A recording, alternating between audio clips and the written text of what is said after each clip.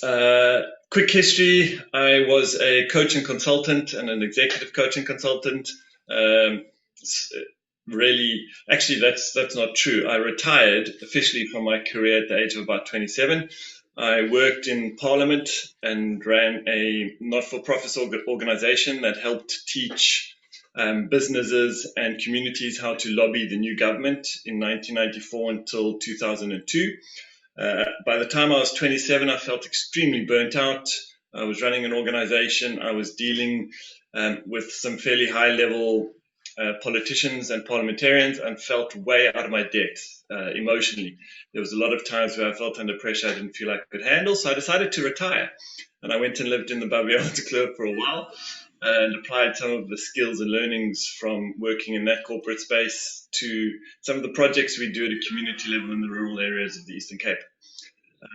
Found my mojo again 2 or 3 years later, after having been deeply inspired by the mountains and the fresh air, and became a coach, an executive coach, working with teams, helping executive teams and boards to get into flow, to become high performance teams, so that as a team they could really understand what required them to get into flow. And as I'm sure all of you know, because you've had your talent dynamics debrief, flow is a key principle both for your own life, but if you can then bring that into a team, it just completely is a game changer. There is no high performance team that does not have flow amongst them and between them and at an individual level. So I really focused on flow, and that's where I first came across talent dynamics and wealth dynamics. And I guess the first thing I'd like to say about it is that I found it very liberating. I stopped after trying to be a whole bunch of other people and a whole bunch of other different paths to success. And I could really just fall into and embrace my own path to success. And that's pretty much the last 15 years has felt that journey of more and more stepping into my flow. Robin mentioned it very briefly, where I'm now currently working as I'm head of global marketplaces for the Global Wealth Group. We run two marketplaces, digital investment platforms for commercial real estate around the world. Wealth Migrate is our more South African version. And then we have Private Wealth Global, which is a global investor base for more high net worth individuals around the world, institutions and funds.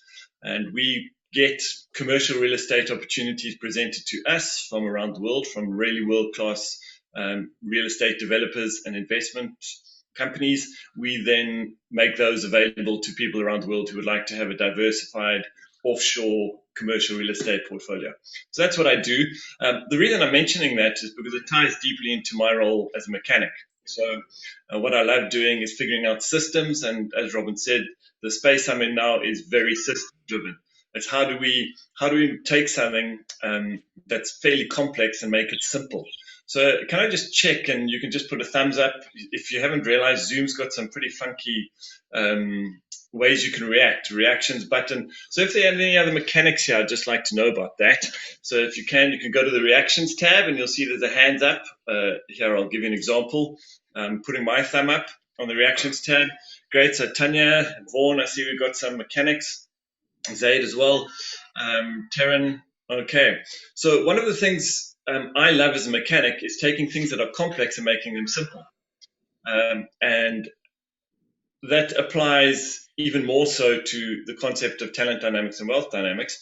And when you do that, one of the things us mechanics love is actually teaching.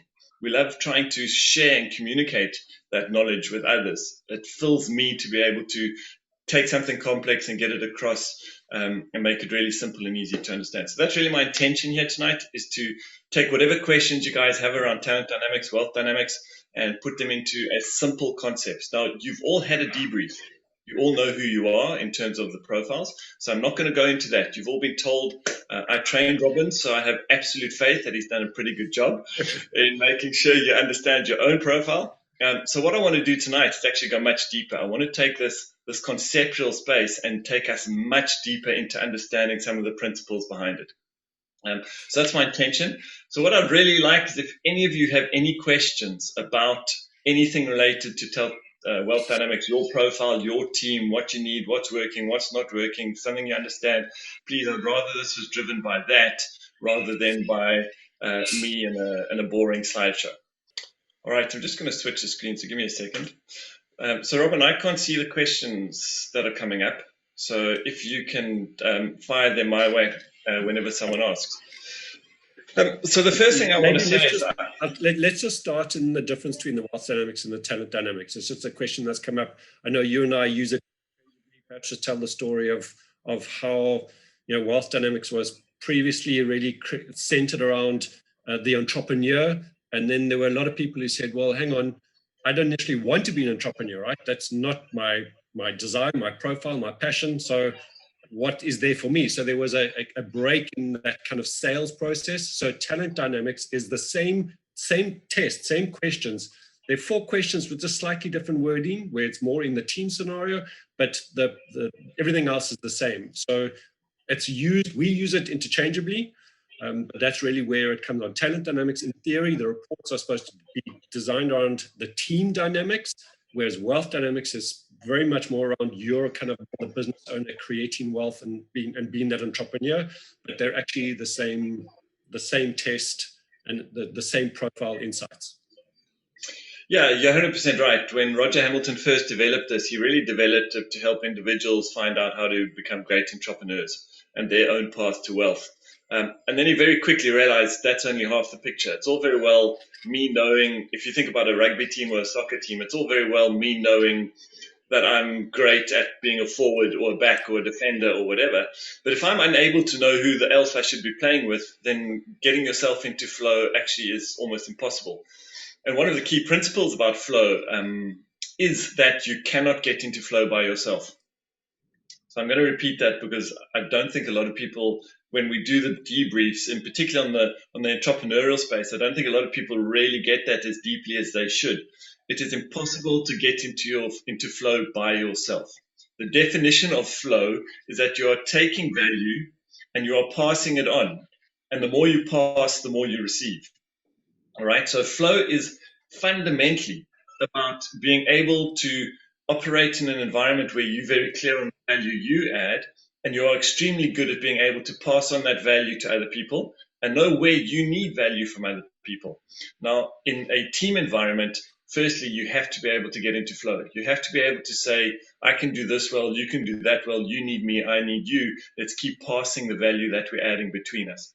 And I think that's when Roger changed in his own mind his understanding of where his tool really could add value to the world, and shifting it from this concept of entrepreneurs, here's the path, go get it, to entrepreneurs, figure out what you need, but also as a team, you need to understand flow in that space of relationship to others, because without that, entrepreneurs get stuck and are never actually able to move forward and be successful. So I think that covers, Robin. If you want to add, please jump in. The comment I really... That's it.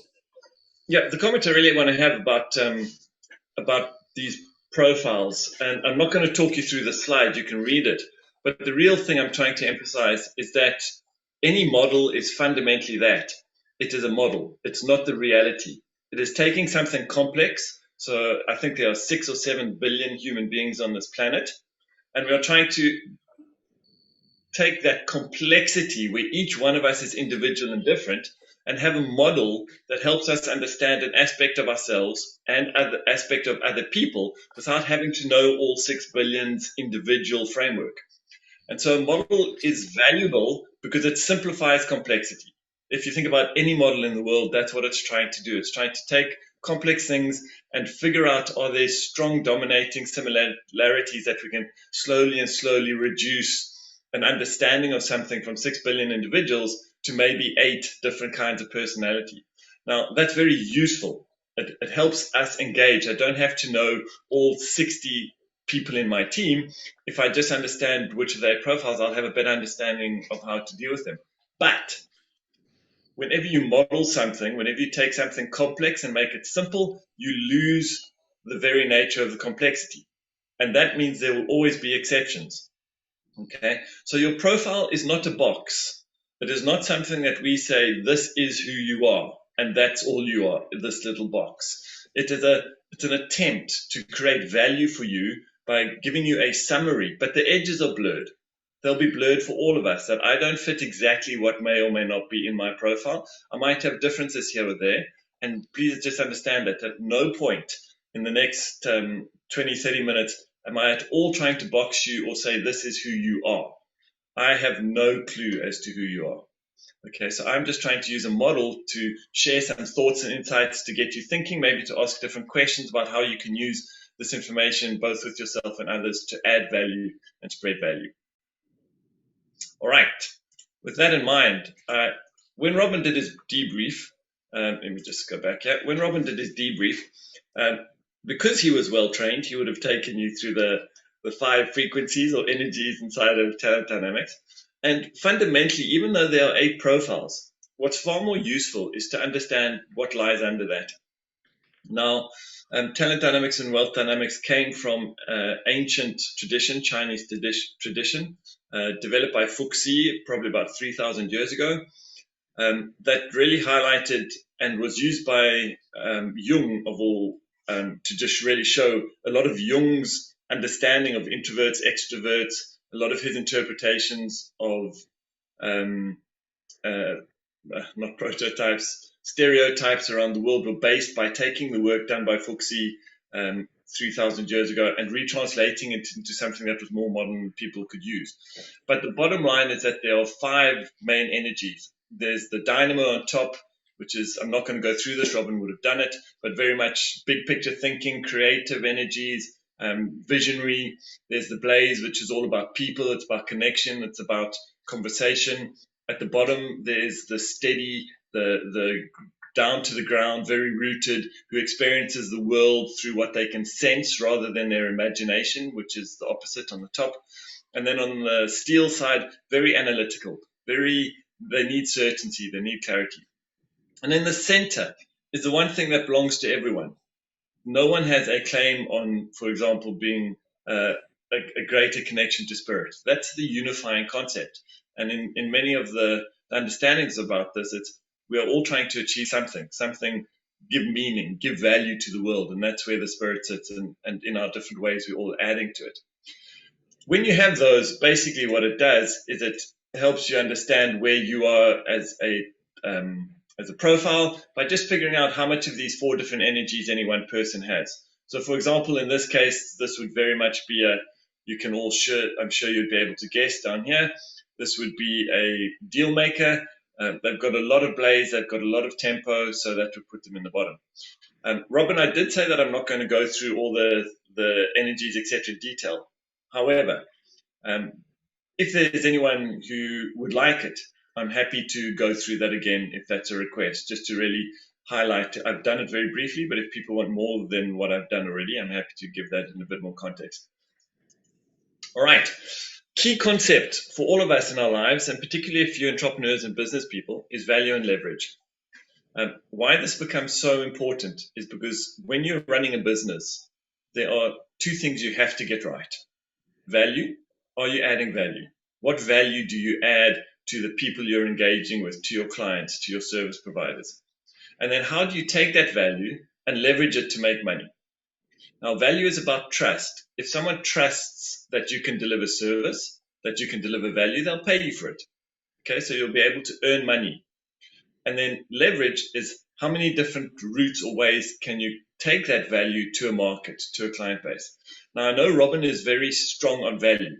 If you go back and analyze his last 6 months worth of Facebook, almost every post is talking about, I add value. How can I add value? This is where I think I can add value. This is my commitment to adding value. So once you have value, it is useless if you don't have leverage. So leverage is about taking that value and making sure you're getting it out to the world. So why am I going on about this? Well, there are 2 different paths to leverage, and this is where talent dynamics comes in. You can leverage through people. So in other words, you can magnify. You can go to the blaze energy on the right-hand side, and a star leverages by standing up in front of 10,000 people and telling them about value. A deal maker leverages by going and finding the key people that they can get who might be interested in the value and getting more and more deals through that relationship. So you can leverage on one side through people, through the blaze energy and the people who are in that space. The other way to leverage is through the introverts, which are leveraging through systems. How do I put this online? How do I take my great burgers that I'm making and leverage it through franchises to get McDonald's? And it's a very different way of taking the same value. Now, the challenge many of us who sit in the leverage space sit with is, where do we find our value? I might have the ability and the passion and love standing in front of 10,000 people. I might know a lot of people who have got great deals, but I now need value to match to my leverage. And that's where a lot of the skill and the knowledge from the creators and the people at the bottom who are very good at service and at timing and knowing the right time, they bring value. And then that value gets leveraged by the people who understand how to leverage it through their analytics or through their connection. So just keep that in mind, because what so many of us as entrepreneurs do is we build a very strong leg. What I mean by that is, imagine that value and leverage are your two legs, and to go fast, you need to have two legs that are equally strong. But if your strengths, which we all have, if I have flow in creating value, for example, as a creator, and I build this massive leg on value, kind of like an Arnold Schwarzenegger leg, but my leverage leg is like teeny. There was a model in the 80s called Twiggy. And if I have a leg on my left side, like her leg, which was skinny and thin, you can imagine I'm not going to be successful trying to run fast, because I got Arnold Schwarzenegger in the leg going boom, boom, boom, and then I got Twiggy leg trying to catch up and support. So one of the fundamentals in using these profiles in the system in your business is really keep thinking, which leg is the next one I need to put forward? Have I really grown value in the last while? Good. Now, where do I need to get into flow with other people to leverage that? Some of us might be very good at leveraging, and we've done a lot of work on leveraging. Now you need to figure out, okay, where do I go to find value that I can make money out of, I can create success by bringing that value into my leveraging networks. So always keep those two legs in your mind as you're growing your business. Value first, then leverage it. Once you've increased your leverage, then bring more value. Once you've brought more value, see how you can leverage it again, and really keep those two running. Robin, can I move on? Were there any questions? I feel like I'm lecturing, which I never like. So let's just put that into more of a specific context, because a question came up again around, well, then how do we find those, or what is the value then of the different people in different profiles? And traditionally here, we're talking about that if you are a certain profile, we're looking for either 2 to 3 places to the right and look at a clockwise or an anti-clockwise situation, right? So you're referring to a team. And you referred to, in this case, 2 legs, but we know that to have a team that really covers as many of the profiles as possible, we're looking for at least 3. Because of those 3, we can, between ourselves, cover all the specific profiles. So when Dimitri asked, well, what is the reasoning behind that? Well, now you can start to see, especially if you put into the context of leverage, where that's going to look for. So a star profile who has the value of creating a following, painting a picture, attracting an audience, is also that's a value that they have, but they're needing something to share. Otherwise, content, a product or service, they want to also provide something valuable to other people. So someone like a mechanic who has a product or a service can partner with a star who has the value of also a lot of people who value that star's input or trust their opinion. You can then have a star who sells a mechanic service. And then there's the leverage there of people plus mass production, which is obviously the system that the mechanic is providing. And then we can start to see they are using each other or flowing into each other and keeping in their flow to actually make that money, right, to monetize it. Now, we might just say, well, great, we've got the 2 profiles at the top there, mechanic and a star, but we're now missing, in other words, losing out on the bottom section, the sensory stuff, that the trader profile who's going to work on customer service, because we know that they are really great at that. They are going to see the tune, the system and the people, and then coordinate that into customer service and obviously a prolonged cycle of business. So that's where exactly what Linden is saying. We want to use those different leverages, and we've always said, money goes where value is added. And of course, if you can monetize and multiply that, then things start opening up. But it's the team which is needed. And that's what Marisha also said, well, how does this work for one business, a single business person? And in that scenario, we are really referring to, you may be the single business owner, but you're going to be looking for and relying on different people as well in that scenario. So Marisha, as we know, you are a mechanic profile, you have a business where you're the sole proprietor, but we also know that you have partnered up with a star profile who promotes your services and your business. So there we go. You're already using his value component of his following, his promotions of you. So you're kind of doing it naturally, but that's still, it's not like they have to be your employees. It's we're understanding that interconnectedness between people and obviously what their profiles are. And when we know that, we can start to monetize that. So yeah, there we go. Absolutely, Robin. If you think about just yourself, if I may use an example, you're a mechanic, which I think when you're delivering value one-on-one, that's very much a role you're stepping into.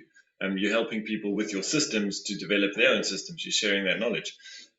You also perform a star role. So, when you're thinking about yourself on stage or yourself as a teacher, or yourself in Facebook, you as a star are needing to get you've got a lot of value in a star, the things you're saying, but now you need to figure out, how am I going to leverage this value? So someone called Mark Zuckerberg comes along and he is your partner, because what he's done is he's developed a system for you to leverage your value off when you're performing a star role. So just keep thinking about it in that way.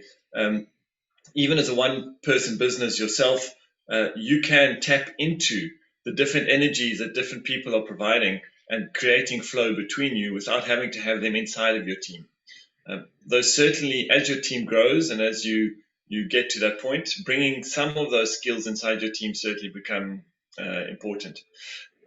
The last thing I want to say about the flow and the value and leverage, the example I often use around this is a kite. Now, in particular, if you're thinking about people on the top versus let me go north versus south of this drawing. If you're on the north, if you're a creator, lots of big ideas, mechanics, stars, big ideas, lots of vision in the future. And if you think about a kite, it just wants to fly high in the sky. It's high, so firstly, its perspective is much bigger. It's looking down with lots of perspective, so it can see far into the distance, onto the sides. But if you have no one holding the string, that kite flops and lands on the ground very quickly. And that's the team at the bottom. They are the team that holds the string. They are grounded, quite literally. The way the teams on the profiles on the bottom experience the world is through their senses. What can they touch, feel, hear? Not what's in their mind, not their imagination, not the big perspective, but what can they sensually experience right now in the world. And they are the person that holds the kite string and allows the kite to fly. And similarly, if you have someone on the ground who doesn't have a kite, they're just standing there holding a piece of string, and that's not worth much either. So it's this constant concept of flow, of bringing what you do, understanding and we're going to spend quite a bit of time on it. Hopefully I'll get through the rest of this quite quickly so we can actually get into these relationships so that you can understand them. Okay. And also just to add on this, that these graphics that Linden is bringing up is the same graphic of the wealth dynamic square. So the top is the creator, we've got star, then supported to 3 o'clock, deal maker at 4:30, trader at 6 o'clock, accumulator at 7:30, lord at 9 o'clock, mechanic at 10:30, and obviously creator at 12. So imagine it overlays this, right? So that's just have that vision in your mind. Thanks, Robin, because once again, everyone remember that the profiles sit on top of the 4 energies. So we really are delving into the energies tonight more than the profiles, and that's where there can be some learning. Another tool, just in terms of understanding the energies, is how your attention and primary representation, how you experience the world. What is your sensory space that you feel and make most comfortable in? This becomes really interesting when you're working with a team, because if you're having to work with a team and understand how to communicate with a particular person who's in a different profile from you, it gives you a guide into what kind of tools to be using. So if you are needing to engage, or if you yourself are a dynamo, stars, mechanics, creators, you very much visual. Now visual both externally but internally even more so. And what I mean by that is you see things in your head. You experience the world almost more through what you can see in your imagination than what you can see in real life. So I'm very dominant in terms of dynamo energy. And my kids and my wife often kind of have to wave their hand in front of my face and say, Dad, are you here? Because a lot of the times I'm not. I'm off on a journey in my head around something I'm envisaging or something I'm calculating as a mechanic. And even mechanics, their favorite tool is to draw flow diagrams. We're visual, we like to see it. When you're on the strong blaze, it's very auditory. It's the communication. What can I hear? What can I say? That's how you connect. It's where your representation and your attention comes, is when you're experiencing things through your auditory space. Kinesthetic, on the bottom, tempo is all about touch. It's about being here and now. It's what's actually around me. So very much about this, the sensory perception of what is real, and I use that term real in terms of I can physically touch and prove it. So don't talk to me about a lot of stuff if it's not real, if I can't actually prove that what you're talking about exists and has value. That's where I get my flow and my comfort. And steel is about analytics. It's the clarity, the sweet clarity of analytics, when you can figure something out and know it through knowing, through having thought through it and understood it and got it, and then you know it. And that is where you get into a space of flow and comfort. Okay, moving on. What sits in all the middle? Once again, to get into flow, it should be gratitude. Gratitude is the space, like you'll see a lot of the spirit connections in the middle. The pathway to flow is through gratitude. So, Robin, I know tonight's not an esoteric space, so I won't go into this too much. But there are a whole bunch of reasons that you can control what drugs your brain is on at any time. And the greatest way to control the drugs your brain is on is through gratitude. It kicks off all the endorphins and the dopamine you need to be in a flow space. So the chemical process of flow in your brain is very well documented, and through gratitude and appreciation is the quickest way to get your brain to be turning on the right chemicals for you to be in your highest state of flow and maximize your gifts. I'm not going to go into a esoteric talk tonight, but I just do want to mention that as we go through it. Okay, great piece to understand is what questions do people ask based on their energies. So once again, if you're working with different people, understand where your blockage is. And I'll explain that right now. I sometimes get stuck as a mechanic. I know my what. Now, as a mechanic, that is the question I keep asking. What have I got to do? What do I need now? What does this look like? All right. And sometimes I can ask that question again and again and again, and I'm not making progress. I'm not making the breakthrough. I'm not moving. I am stuck. My business is stuck. And this is where a great coach will help you understand that maybe you are asking the question purely from your own perception. And this is where you need to get in flow by asking a different question from a different profile space. So maybe the question I need to ask to move my business forward is not what am I doing next, but who am I going to be engaging next? So it's often about not what do I need, but it might be who do I need to unlock something. Or it's not what am I going to do, but when do I actually do this? And it's not what am I going to do, but the how it does get done. And this is once again the value of flow, is understanding when the question you are naturally asking is not the appropriate question at that moment. And you need to then move to ask one of the other three questions. So how do you know? Well, flow is the answer. When things don't feel like they are flowing, you are likely stuck in asking your key question, and you need to be shifting to asking some of the other key questions. And for that, you can ask them yourselves. So just because I'm a dynamo doesn't mean I can't ask who. The fact that it's not my default question that I go to all the time might be a limiting factor. But then I should be going and finding people who ask the who questions and bringing them into my sphere of influence so that I can continuously be growing my expanded sense of questions I'm asking. The one that gets me moving again quickest is the one that gets me into flow. That's the one that I should be using at that particular time. Can I move on from that, Robin? Nothing that's coming up. Perfect. So just quickly, the question that always sits in the middle, once again, we're talking about spirit, is why? And that's a question we should all be asking ourselves. Why is this important to me? whether it's work, whether it's anything else, the why is the fundamentals that you should always be moving from. Which brings me to, what is your need? So we've talked about the potential of what questions you ask naturally, but what is it you need to be in flow? What do you need, but also what do you need to be able to give to your team? And once again, the energies have different requirements. At the top, you need significance. Now, I'm not saying this as an egotistical space. This is not, I need to be important. It's a deeper, I feel value when I have contributed significantly to something, where my big vision has changed the world. Because Dynamo Energy operates at a high perspective, they expect from themselves that their impact is at a high perspective, at a big level. And then they need that significance to help drive and motivate and bring them into flow. Blaze likes variety. They need to be engaging both intellectually but also real human contact with a variety of people, and in a variety of ways. So if they are doing the same thing with the same person day in, day out, a person who is a blaze energy or has blaze energy will get bored very quickly.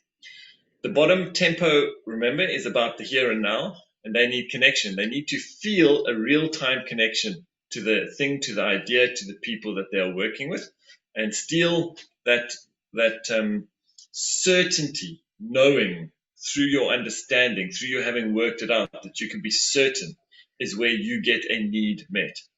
So once again, if you're working with a team, our company has come through a period for the last 3-4 years of being a financial technology startup. We operate in an environment of continual change. The technology is changing, the regulatory framework is changing, and we are breaking down old industries and old ways of doing things and starting from scratch. There's not a lot of certainty in that space. And I know that when I'm dealing with a large portion of our team who are introverted often because they are coders for the technology or they are compliance people, we have to find out in this realm of uncertainty how to create certainty for them. And that is core to understanding flow at a team level, is knowing who your team is and what they need so that you can get in there. So think about yourself as you are at an individual level. We are the full entirety of all these spectrums. And if you, just like in a team, if you only had significance and variety and had no certainty and connection, just like in a team you would feel unbalanced, so in a individual would we feel like there's something missing. But that doesn't mean that they are dominant or that they are that you need to prioritize them. But you would feel the absence in your own life if you had no connection. You know, there would be some part of your spirit in the middle that does need an aspect of that. But we don't need them all on the same recipe, if you can think about it that way. So yes, absolutely, we need a bit of them all, but where you get the most is where your energy center sits. Okay. Great question. Thanks. All right, shall we move on? Robin, you happy there are no questions? Yep, go for it. Perfect. So different viewpoints.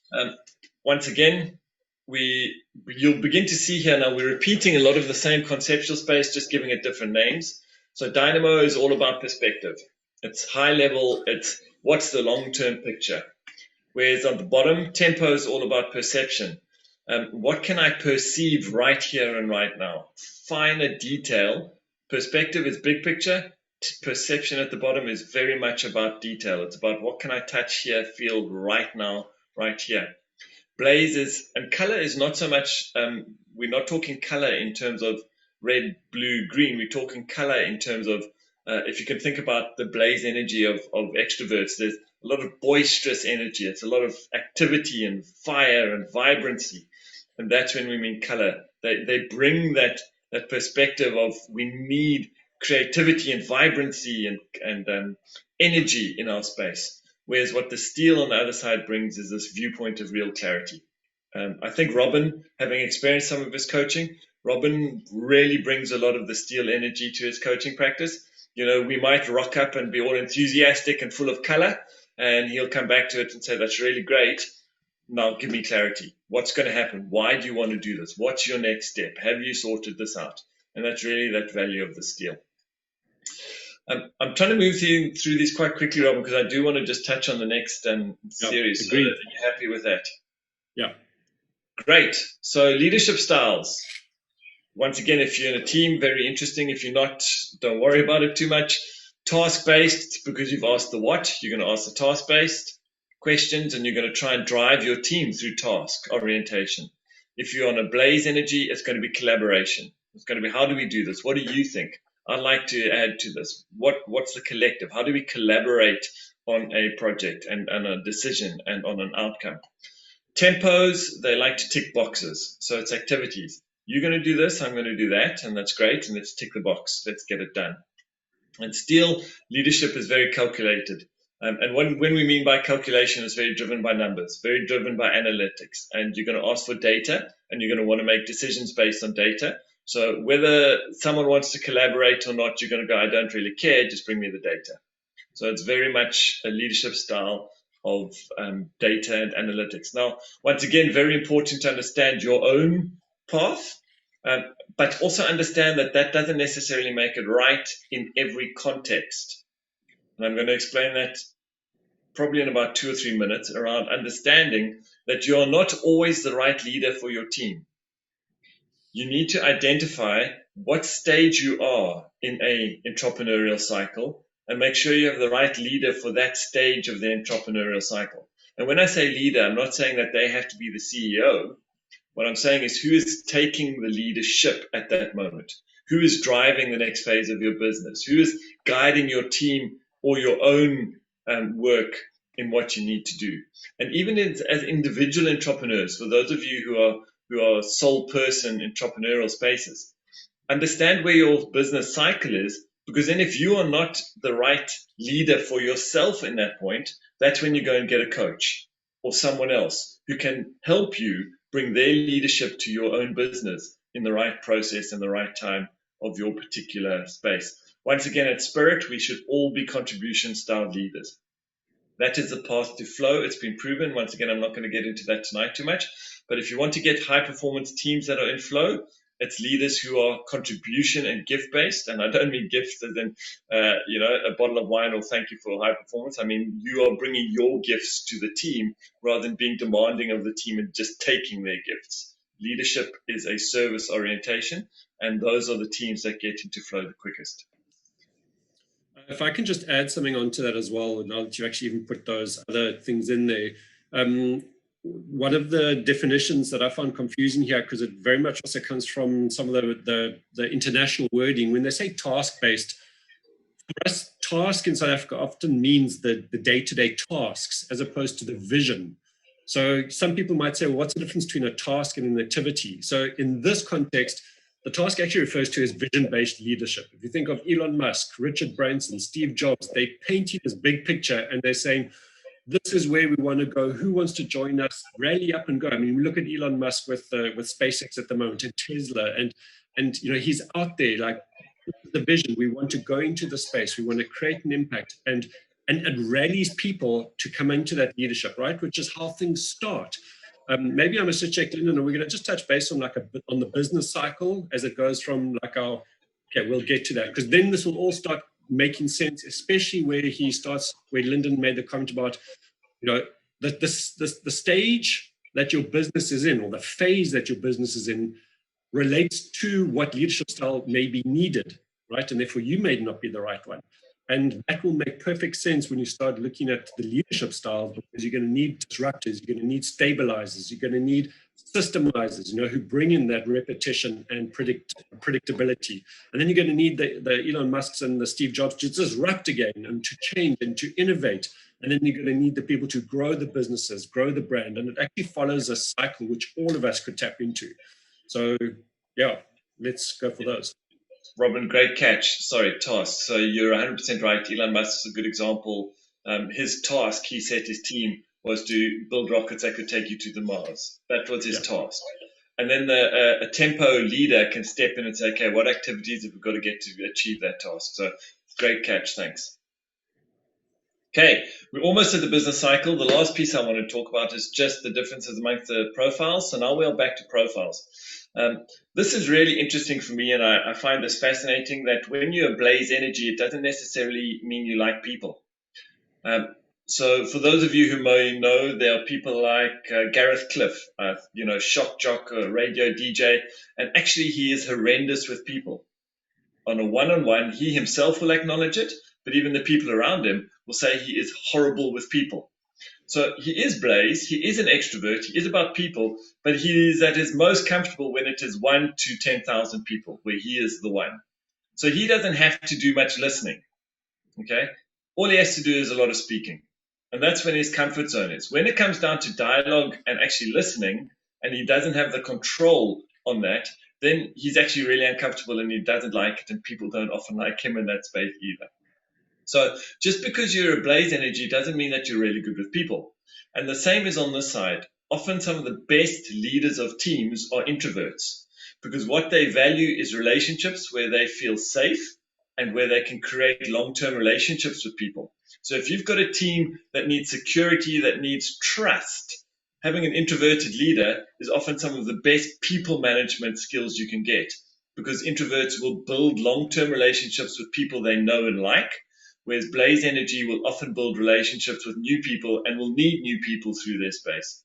So just bear in mind, these things are not as simple as I'm blaze energy, therefore I need to lead teams and be good with people, and I'm an introvert to steel energy and therefore I'm not good with people. There's nuances that I'd just like to bring into the space. So once again, if you have a look at this in terms of some of the differences and the skills and the presence, we've got the how, what, who that we spoke about. We've got the speaking versus listening on the blaze side, and the people who are great supporters love dialogue. If you sit in time when they're having a conversation, how much time is spent talking versus listening, they're about 50-50. You can literally, if you're sitting with a deal maker, they might not say much in the entire hour you're chatting to them, but they will certainly keep you talking. They'll be engaged, they'll be listening. It's not that they're disengaged, they're just very good at listening and getting you to talk. On this side, when we're getting to the analytical, the mechanics are constantly trying to improve, all right? So we do very little studying. We find out just enough to understand the big picture, and then we go and try and fix it. Whereas if you are an accumulator at the bottom, you're not really interested in what you're going to do with the data. You just want the data, and you want lots of it until you have so much that you feel comfortable because you have it. And it's the lords in the middle on the left-hand side who are saying, listen, I need enough data so that I can improve it, but I'm not trying to reinvent the system. I'm just trying to make the system I've got better. So these are where the complexities come through in understanding the underlying energies and how they might relate specifically to your particular profile. All right, let's dive into, we all know the A profiles, so I'm not going to spend time on them. But what I would like to talk about is the stages of your business and the stages of the enterprise. So we're going to start at the top where it says proven, and what is the role of a creator?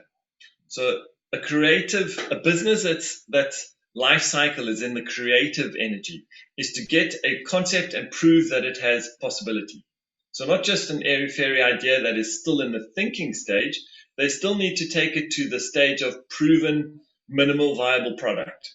So have I got a good idea? Yes, but I need to have at least 3 or 4 clients to prove that someone's actually going to be prepared to pay for it. Okay, that's where the creator is in their most flow, and in your team, that's where the creators should be unleashed. It's where they should not be held back. They should not be reined in. They should be fully supported if that is the stage of your business I'm in. So we've just come out of this phase with our business. Probably about 2 years ago, we had emerged from a creative stage. We are breaking down the boundary of how financial systems work globally around real estate investing for commercial real estate. And we spent a lot of time proving it, getting the first deals through, getting investors to buy in, getting regulators to have a look at us and go, okay, we're prepared to engage. Once we've proven it, the problem if you leave a creative energy in your team as the boss, as the driving, and they'll then want to go and do the next one. Before you've even made real money, they're trying to get your next product on the table. So you have to start shifting and say, okay, we've got 3 or 4 people to buy it, but that's not enough. Now we've got to get a whole bunch more people interested.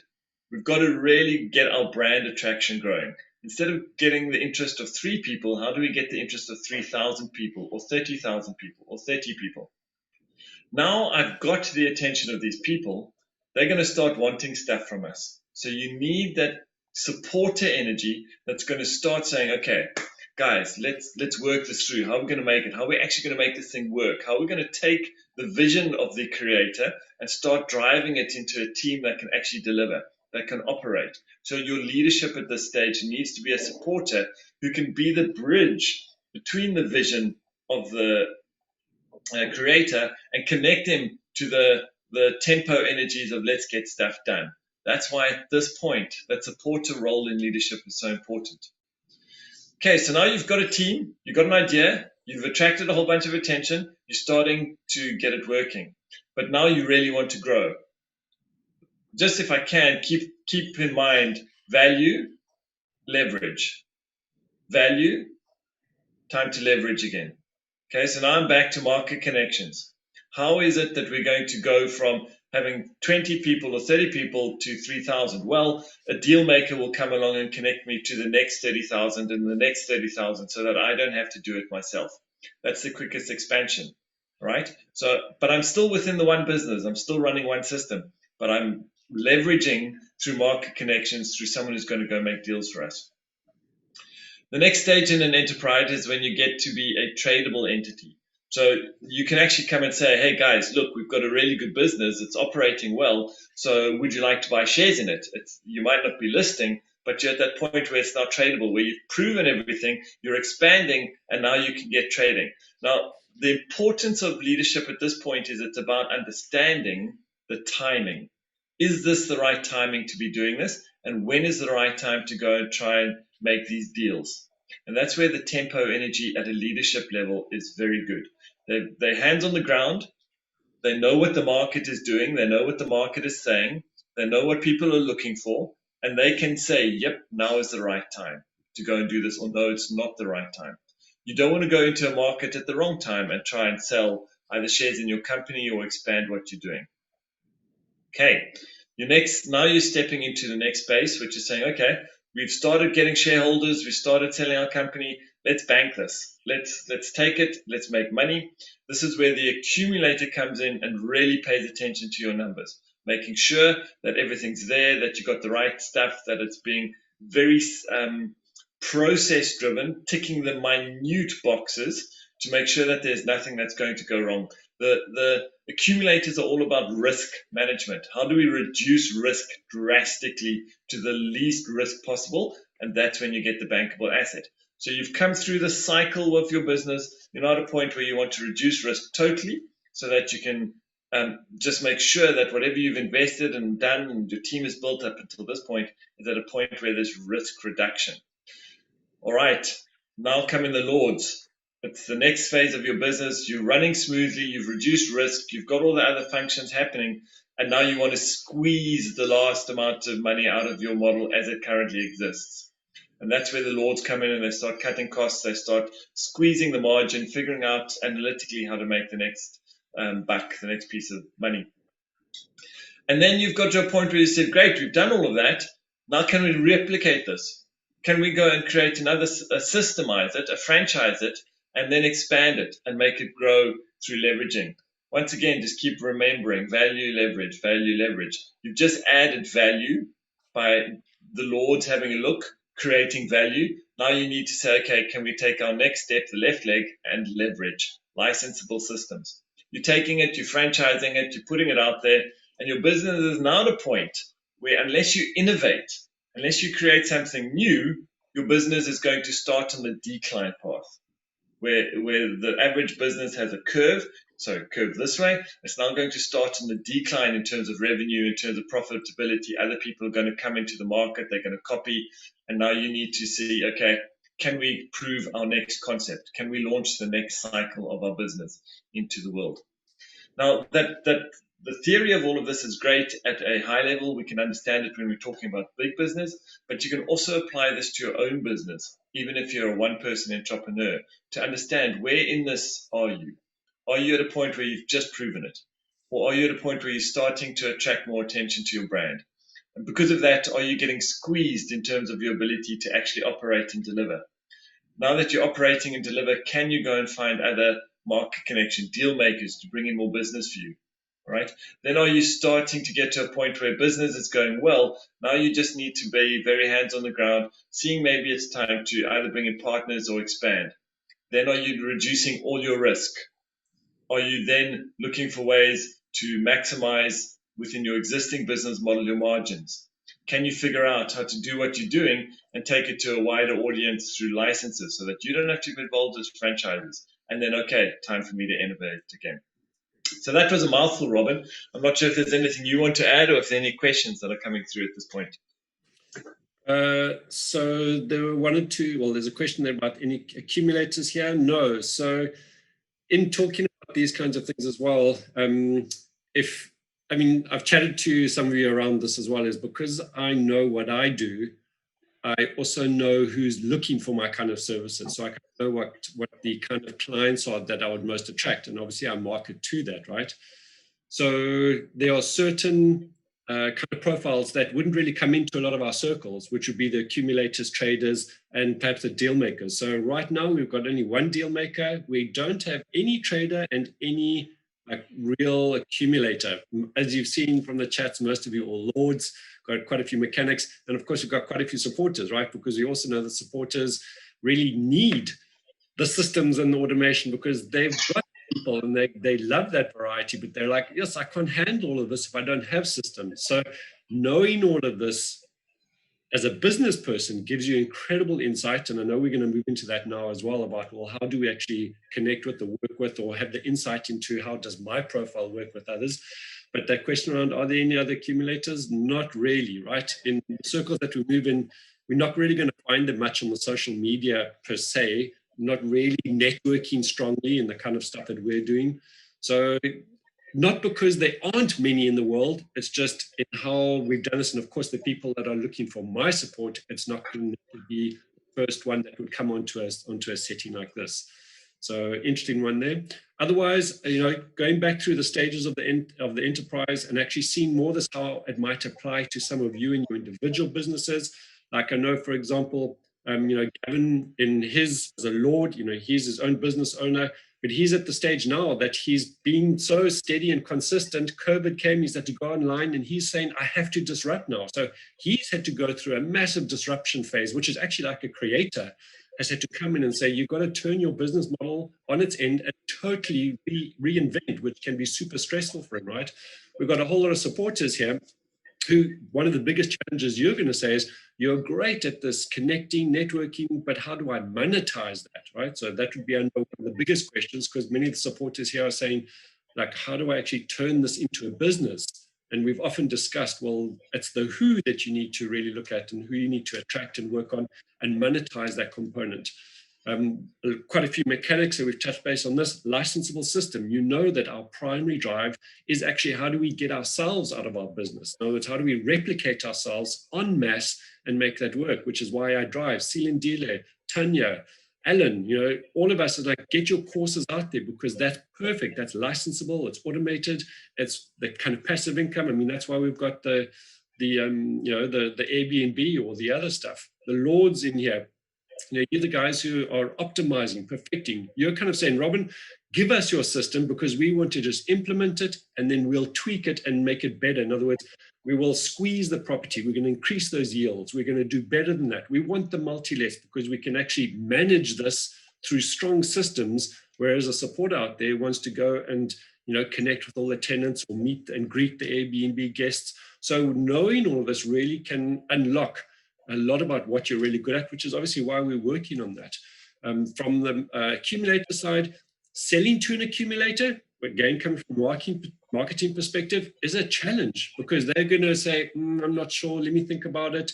They're going to say all those objections, they're slow, like the traders, slow. We had that example in one of Linden's graphs, is they're not going to just say, yes, I'm going to go and take on coaching. I don't know where I'm going. It's like, they're going to take their time and think twice. So you can start to see perhaps how some of your work and how this all ties in, and how it can really actually be interesting from this perspective, especially in where the stage you are in that business. And that might actually start giving you a clue in who you should start looking for to create the leverage or to access the value, because you know how to replicate that value in a way that also support you. So again, I'm going to keep checking if there are other questions, but I mean, you can really hear, right, that Linden is a master at this. And although he actually doesn't practice this as a coach, this is what he brings to obviously his business. And we are often talking about these kinds of things for years now, because both of us have really valued it. And you can actually see just the fluency of it, the way that it all comes together, taking it apart, putting it together. A fantastic teacher, right? You can see that come through. So all of that's great. So I'm ready to carry on. And if there are no other questions, let's get it going. Sure. Thanks, Robin. We spent our years as teenagers fighting so that we could spend our years as adults just praising each other. So I appreciate that. All right. So where I want to go next is, and really to end up, my sense is from the chat that we've probably got more mechanics than anyone else at the moment online with us. Is that correct? Yeah. Lords of Mechanics. Right, brilliant. Right. I do also would, like I mentioned, the supporters, because one of the biggest challenges is for the supporter to realize where their monetization moments are. And there's this thing, Linda, that comes up quite a lot, and the questions come up, is that when someone's in their flow, and it comes, I don't want to say it comes easy, but they're in their flow, there's this perception which is, but that's what I just do for fun. It's not something that I should be making money off. So, that's the irony, which is, when you get in your flow and you know how to monetize that, that's where the beauty comes, because you're getting paid for something which is in your flow. So for the supporters, this part, and I'm going to see where we can bring this in to really support you. So Linden, talk into that if you can at some point, like supporters. It is super challenging for you to figure out how to find your monetization, because you run the risk of becoming the highest paid job salaried person, because you don't know how to break out on your own, because you don't yet have that vision to create. But you need to understand that your network, your relationships, your ability to lead, your capacity, with people is a massive monetization component. And when you realize that you're not taking advantage of them, you're not abusing them, if you're making money out of that process, then a whole new world steps up. So it would be great if we can wheedle that in somewhere in our conversations. Sure, well, let's go there right now. You're right. Many of the world's most successful CEOs, or the actual CEO behind the CEO, are supporters. So if you think about people like Apple, Steve Jobs was a great CEO, but he was shocking at running a company.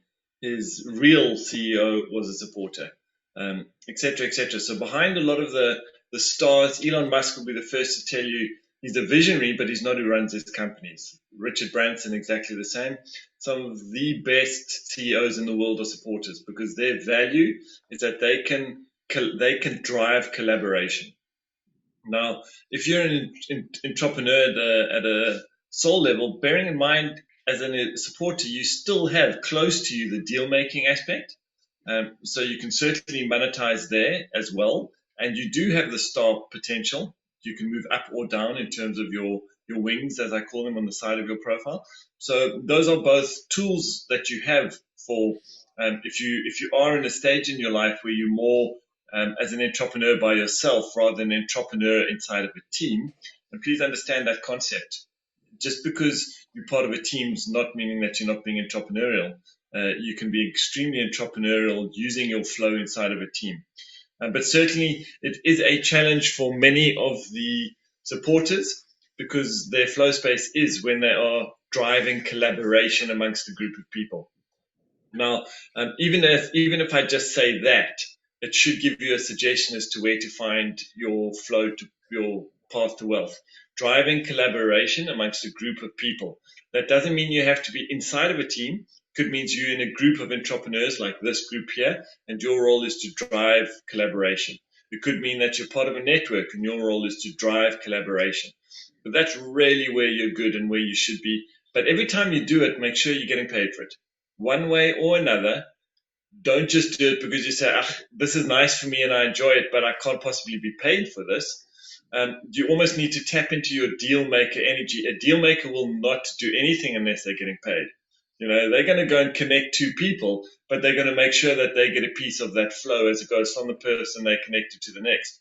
Supporters often don't have that automatic, I'm going to put myself in the middle and get some of the flow as it flows through me from one to the other. But do try and make sure that you're monetizing your ability to drive collaboration.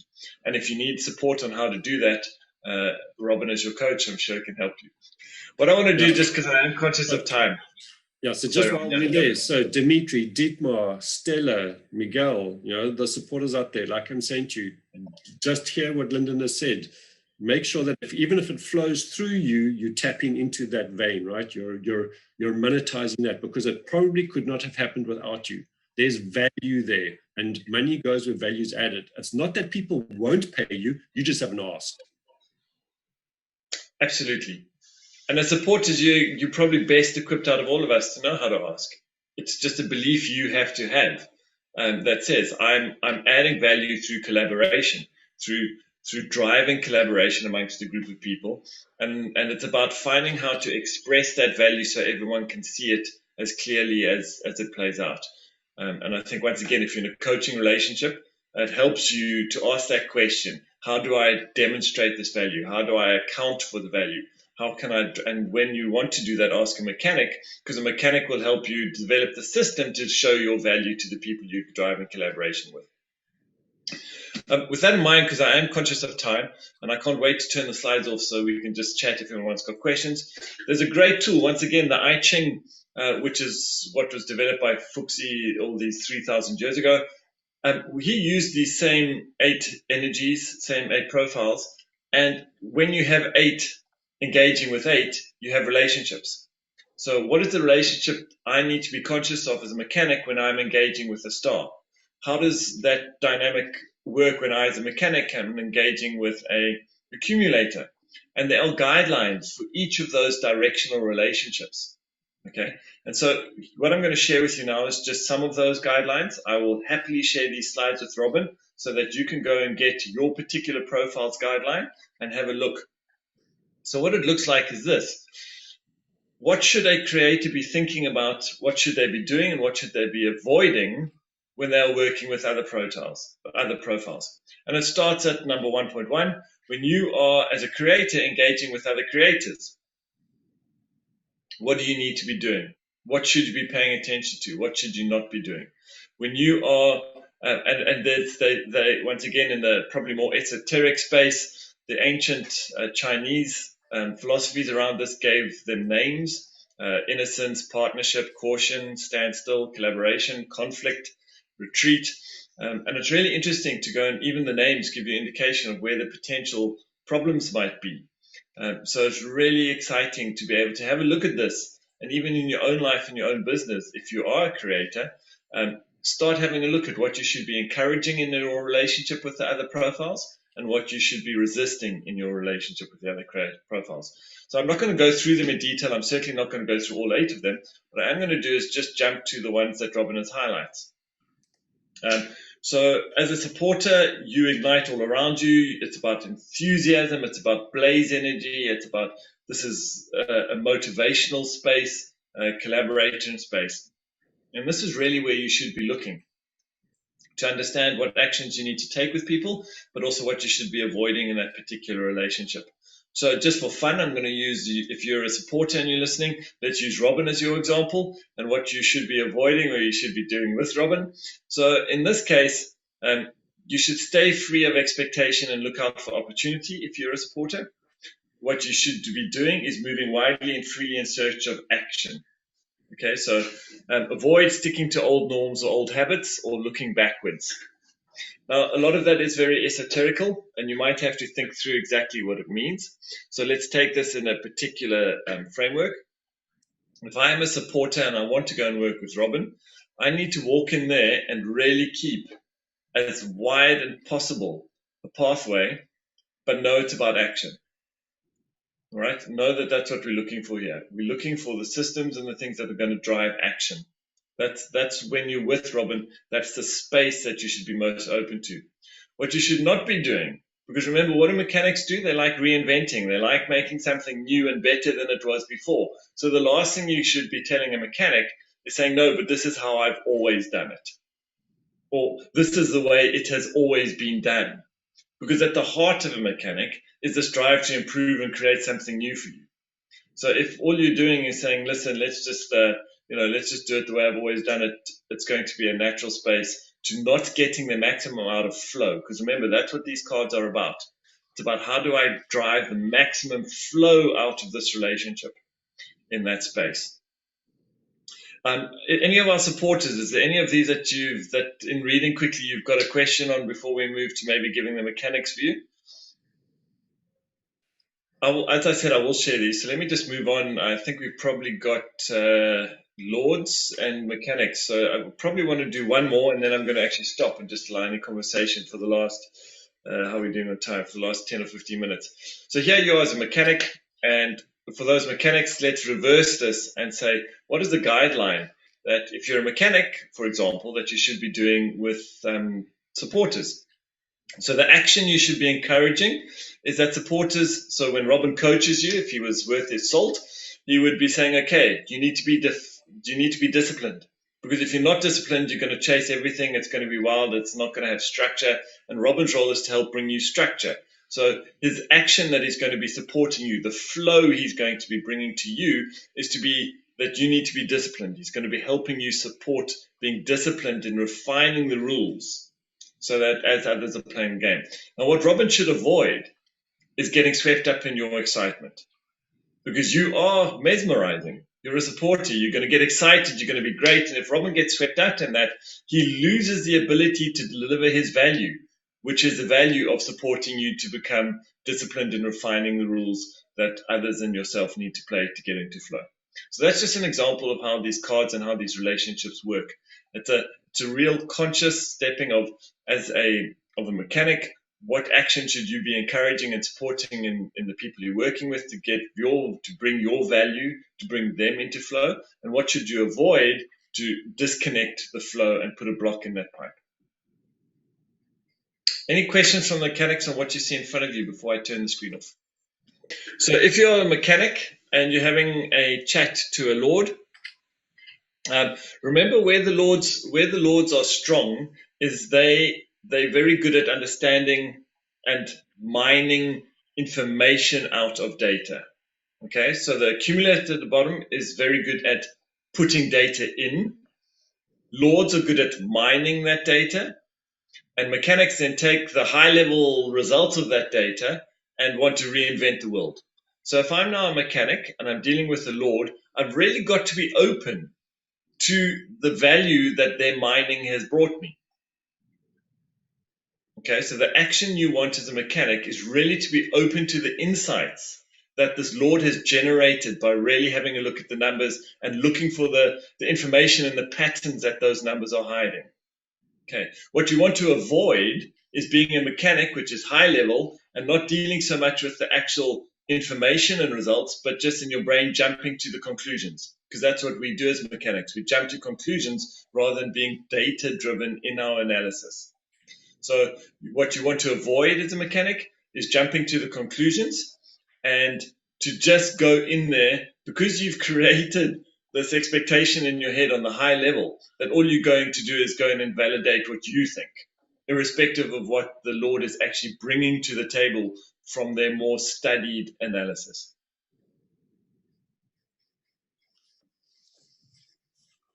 Alan, does that answer your question? Thank you. That, right? Yeah, I said thank you. Yeah. Okay, I had muted you. Okay. Okay, cool.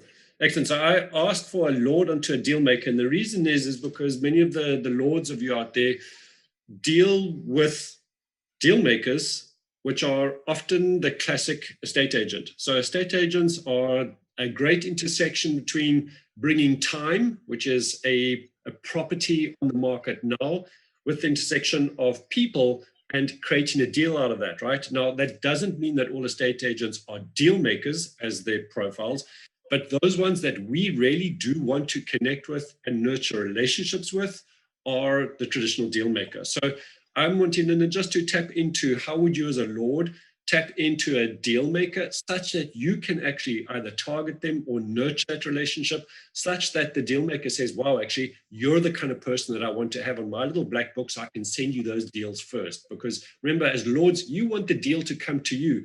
You're not about to go out there and pace the street and look to see what's in your neighborhood as the most, distressed property. You want the deal to come to you so you can analyze it, so you can run your numbers and make a decision based on data. I mean, that's what Linden was saying. So it's going to be so important for you then as one of the other legs in your team, even though they're not directly in your business, you want to have relationships with deal makers who are going to bring you those properties, those deals, right? So how would a Lord then, Linden, if they come across an estate agent who is most likely going to be a deal maker at some point, the ones that we're wanting, give us some insight into what action should we do and what should we avoid? Yeah, great. So remember, a deal maker wants the deal, right? So that's what they're chasing. They're chasing the deal. And they will, and many times they're very enthusiastic. They see gold under every rainbow. They chase everything. It's always the best opportunity. That's what a deal maker does, is they find a deal. What value you add to a deal maker if you're a Lord is that you are the voice of reason. You are the one that's saying, that's all very well, that's great, but let's actually just, let's have a look at this. Let's really, as they say here, you temper that enthusiasm with actual analytical insight into whether it's a good opportunity or not. Now, how you nurture a deal maker, Robin, is maybe a slightly different question to, are you, what is the symbiotic relationship you and the deal maker have? The answer is, if it's a good deal that they bring you, where you have brought your analytical abilities to decide whether it's a good deal or not, they're going to get a sale, they're going to get money. All right, that's the bottom line. That's their value extract from you, is if they can bring you a deal where through your analytical behavior, you are going to make that sale, it's good for them. Now, absolutely, they would rather have, potentially, that you don't do that and you just buy into their enthusiasm about it without doing your numbers. But then bear in mind there's a disruption in the flow because you're going to get screwed. You're not going to use your gift, which is analytics, which is the ability to flow through mining the data. So what's going to happen next is that you will not do another deal with them. Okay, does that everyone make sense? So if you are not adding your flow, it won't work. You will not do another deal with them, and then that relationship with the deal maker is finished. They won't be able to continue business with you. So can you explain it again? Go over that again. Absolutely. So think about it like this. If I bring you a deal, let's say I'm a deal maker and I'm here and I'm saying, this is the best deal ever. It's great. It's amazing. And you don't do what you naturally do as a Lord. You don't analyze it. And you just get caught up in the enthusiasm and you say, sure, I'm going to sign the deal. Right? What's going to happen 6 months or a year down the line? Deal's not working. Okay? You didn't do the numbers. You didn't analyze it. It wasn't great. So the next time that estate agent comes to you, are you even going to look at their deal? Or are you just going to throw up your hands and say, listen, you brought me a bum deal. Not interested. Don't trust you anymore. So the long-term value for that estate agent has been lost because they are not going to get repeat deals from you. However, if every time you bring them a deal, you are saying, let me do the numbers, let me crunch it, and you find a deal that really works for you because the numbers say it will. The next time they bring you some deals, you're going to say, yep, you know what? The last one you brought me, we had a look at it. It was good, and I'm making money on it. So keep bringing me some more because I trust that you might bring me some crap, but every now and then there's going to be one that works for me, so keep bringing it for me. That will make the estate agent in the long run have flow in their life because you're not going to tell them to get lost because of a bad deal that you didn't bring your value. If I can just add to that, another way to look at it as well is imagine this deal maker who's wanting to get the deal done, brings you a deal. You as the Lord don't have your your stuff in order, right? So you're not sure how to do your OTPs, how to do the analyzing of whether it's a good property or not. You're stalling because you don't have information. Remember, lords often procrastinate because they don't have the information to make the decision. That deal maker is going to get totally upset or disappointed because they bring you something and you take too long to get it done. If you're in your flow, which is you're organized, you know how to read your information, your data, analyze it, search for it, literally, they're going to bring you the deal, you're going to run the numbers, and you can actually get back to them because that's what they're wanting. They're going to want this deal sorted. They want to bring that time in place, get it done, move on to the next one. So again, there's that scenario, which is you will piss off a deal maker, an estate agent, if you just take forever to actually get your stuff together, right? Because they're going to lose the potential deal. Because for them, it's also about the timing. Everyone knows that the timing is going to be critical. So there's another example of we want to really, the Lord wants to be organized in their flow, systems already. So when the deal comes through, it literally can be processed. And it says it's not that it has to always work, but then the deal maker, that estate agent, is going to realize you're actually legit. You're serious about this. You're not just stalling or just all talk. So there's just that other example of, the two feeding into each other's flows.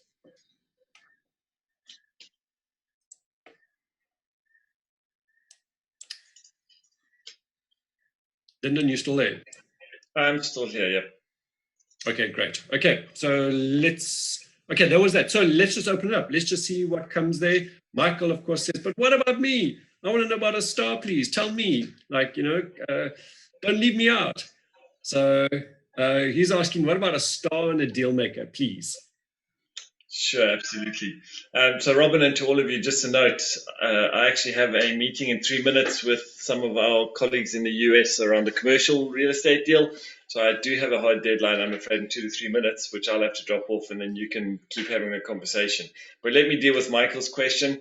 So a star to a deal maker, what you really need to encourage is a partnership that serves both parties, where the star has the ability to really get out there, to say and be in spaces that where you have magnified, where you have got a lot of people listening to a single voice. And what the deal maker can do is get that star in front of different communities, get them in front of different large crowds. So what you want to focus on is really grounding that star, because remember, as a deal maker, you're grounded. You're more tempo energy. So it's grounding the star about what's possible, about making sure that it's realistic and that it's serving all parties. All right. So the deal maker is about serving all parties. What you want to avoid is trying to go it alone, is trying to be leading from the front, is trying to take away the star's space, their moment of glory, their opportunity to be in front of that. And because you've got a bit of blaze energy to do that. So you really want to perform that role of getting them in front of larger audiences again and again and again, making sure it's benefiting them all, keeping the star grounded through your journey in that relationship. Okay, well, let's have a go at that, Michael, and see if we can make sense of that, right? So, good. So let's bring that to the close. I'll stay on after Linden has just knocked off there, just so that we can just close. Then the rest of us, if there's a burning question, But just in the chat box, right? Just share what you got out of this, what your thoughts were on that.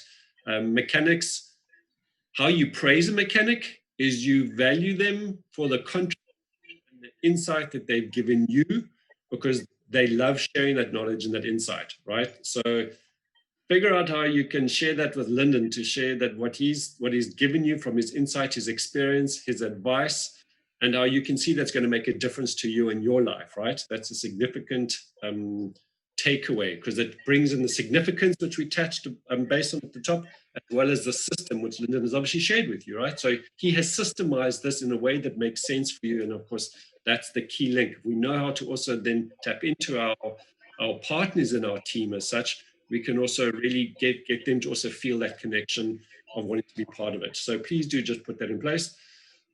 Really great. Thanks so much, man. It's awesome. I mean, really, really great. The clarity, just all that information there, your way of articulating. One of the things that I value most when I'm engaging with people is how is the degree to which of how the clarity that they are in expressing themselves and their articulation. Tonight, you're an absolute master in that. You came across as just so clear, so precise, but based on knowing, not just on book reading and because someone trained you. You know, you've lived this, you've expressed it, you've coached it. You know, it's really great to hear your insights from that. Absolutely fantastic. So from everyone else, like really, really awesome. Definitely see if we can persuade your arm at some point to come back and share more stuff. But otherwise, from all of us, like really, really thanks. And I'm going to see you in 2 days. So it'll be awesome as well.